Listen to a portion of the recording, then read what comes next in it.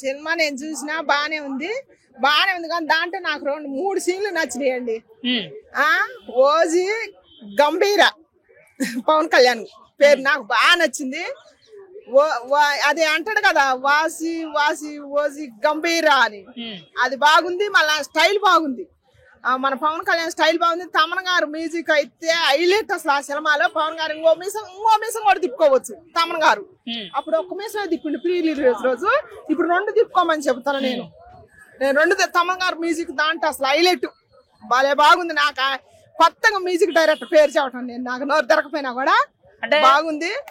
మన ఓజీ గంభీర పేరు హైలైట్ అసలు. ఆ పేరుకి ఫ్యాన్ అయిపోయినా, ఆ పేరు కోసం 2 సార్లు చూసాను నేను ఆ సినిమా.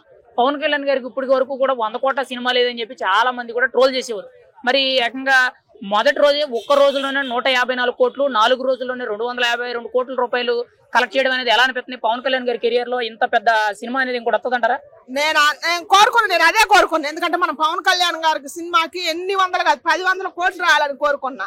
ఎందుకంటే మన పవన్ కళ్యాణ్ గారి సినిమాకు 10 కోట్లు వస్తే పేద ప్రజలకు దానం చేస్తారు. మన గంభీర ఓజీ, మన గంభీర అంటే పవర్ స్టార్ పవన్ కళ్యాణ్.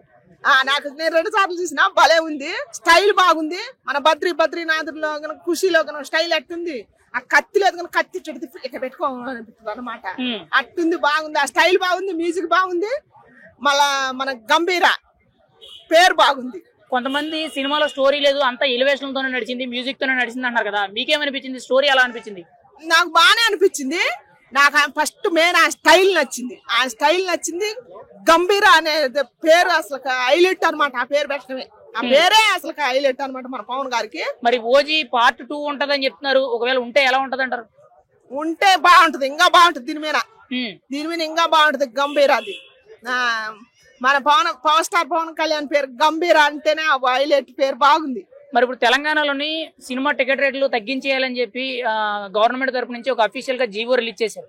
అంటే ఎక్కువ టికెట్ రేట్లు అమ్ముతున్నారని చెప్పి హైకోర్టులో పిటిషన్ వేస్తే ఇప్పుడు ఆ టికెట్ రేట్లు తగ్గించేయాలని చెప్పి గవర్నమెంట్ తరపు నుంచి, పోలీస్ శాఖ తరపు నుంచి ఆదేశాలు వచ్చినాయి. అంటే దీనివల్ల కలెక్షన్లు ఏమైనా తగ్గుతాయంటారా? కలెక్షన్లు తగ్గిందిగా రేటు టికెట్ల రేటు తగ్గింది. ఇంకా రేటు ఆడ పెరిగింది ఒక్కరోజే.